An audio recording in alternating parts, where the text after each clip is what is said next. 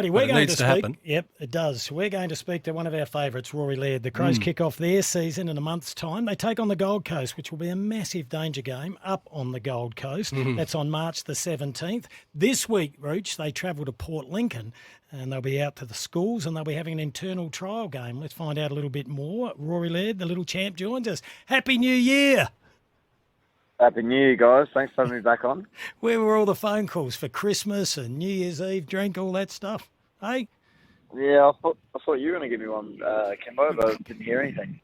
You fall in love and you forget about your mates. Hey, how's the pre-season? How's the pre-season been? Let's get to a few injuries first. Wayne Miller, that's a concern. It's the second hammy, isn't it, in the last 3 months?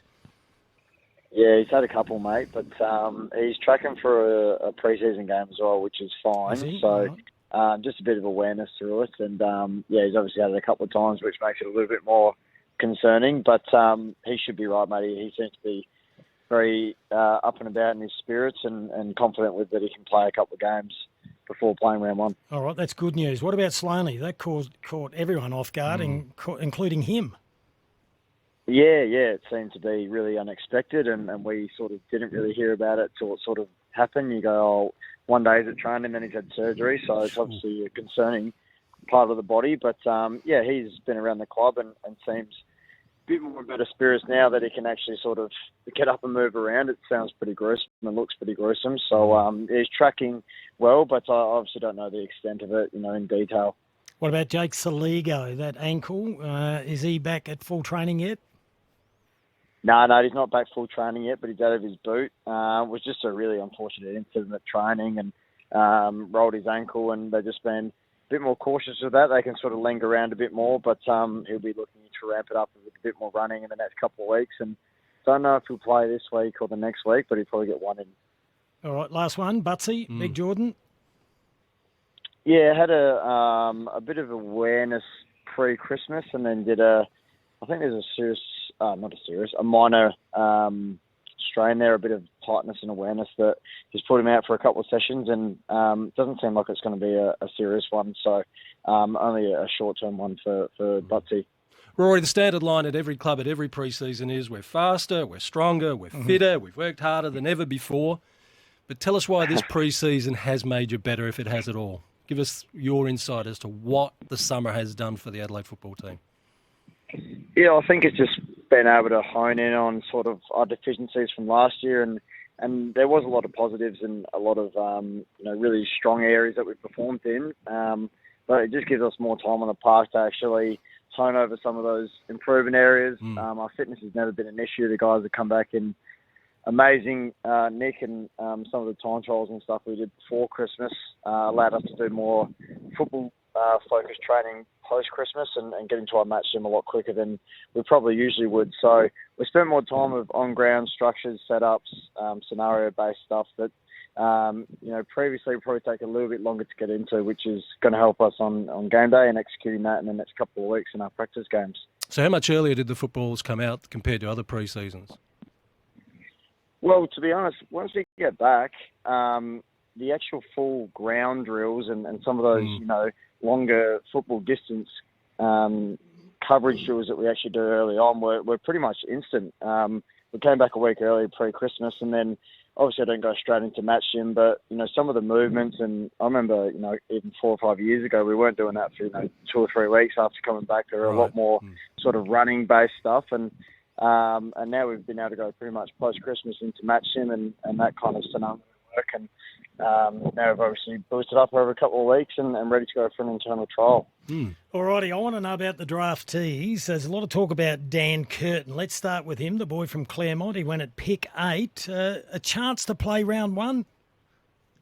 Yeah, I'd say so. He's had a few niggles with his knee, but I spoke to him today actually, just in time for you boys, just to get the inside word for Good you. man. But he's back into full training, I should say, and looking to actually sort of play this week. And he's obviously had a bit of an interruption, but you can just sort of see the natural football instincts and the way he moves for a big fella is pretty impressive. It's kind of like Riley Tilthorpe. He can move around well. He sort of steps around blokes, quick on his feet. and a really good size too. So seems pretty switched on too. I reckon he understands sort of what it takes, and yeah, he's pretty exciting. It's a good report, that one. Pick 21, Charlie Edwards from the Sandringham Dragons.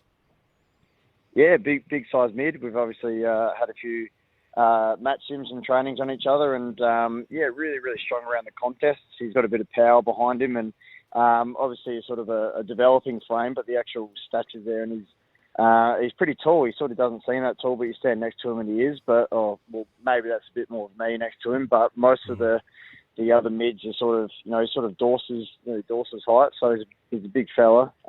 Great hands, good around traffic, and has slotted in seamlessly. So how'd you go when you're one-on-one against each other? Because all these young fellas want to crack at the title, and you're the champ. No, I was all good, mate. Got it done. All over him, were you? Oh, one more. Yeah, of course. Oscar Ryan from the Murray Bushrangers went at pick 27. How's he tracking? Yeah, very well. He's very quick, Oscar, and smooth mover off half back, likes to break the lines, and played him up on a wing a bit too, and seems to get in the right spot. A lot of driving ball out of half back, and very quick, as I said. So he likes to run and carry with it, and a bit of hingy about him. Likes to get it, take him on, and actually penetrate with the footy. So he's also slotted in well, finds a lot of the ball. Rory, match sim, has it been much about concentrating what you did so well last year, which was competitive footy, or is there a new edge that's about to emerge from Adelaide this season? Because we know if you stand still, you fall behind. Yeah, no, it's sort of, as I said, Rooch, it's working on the areas. Obviously, as you work into matching, you get more into that competitive stuff, which is, what we sort of pride ourselves on, that contested footy. But, the sort of deficiencies were a lot of execution around goals, and a lot of practice has been put into that. And then just tinkering with a few sort of setups and stoppages that we think can help us this year, and a bit of room for improvement of those areas. So it's a bit of a mixture. You want to sort of keep moving forward, as you said, but at the same time, you need to practice what you're good at. We saw West Coast today training with all the big screens at their training ground with the Super Bowl on. What did the Crows do around the big American football game? Because we know a lot of you are interested in it. Yeah, I wish they did that. No, we got off the track about 11:15 this morning, so we'd missed the first half. But as soon as we walked off, we saw it was about 3-0, and it wasn't that exciting. So we didn't miss too much, and we just had some gym upstairs and all that, and it was up there on the screens, and the boys were pretty into it, so it was a pretty cool game in the end. All right, before we let you go, there was a lot of talk that Slaney may play in defence this year. If he's out injured a little bit, is there any talk that you'd go back there? Here we go again. Well, first radio show. There we are. No, you've missed the other one that he did, Rory. He introduced you as the little champ. When did I do that? You introduced him as the little champ, Rory Laird. Standard.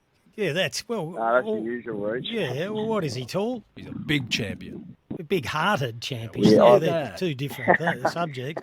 Hey, Laddie, we look forward to chatting you.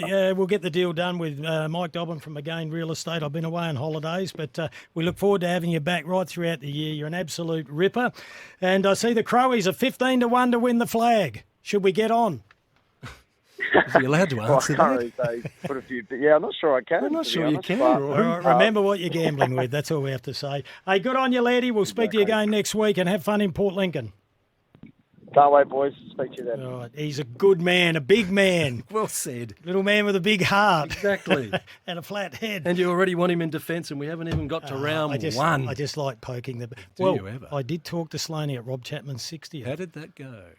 Well, after I said that he shouldn't get a contract, I was happy for him to get a rookie contract. No, he's a good man, Slaney, but he did allude to the fact that he could be in defence because they were a bit light on for experience. Yeah. So that's going to be the big interesting point of Adelaide's we'll start. Watch. I'll be very surprised if Laddie's not back there at some stage, right?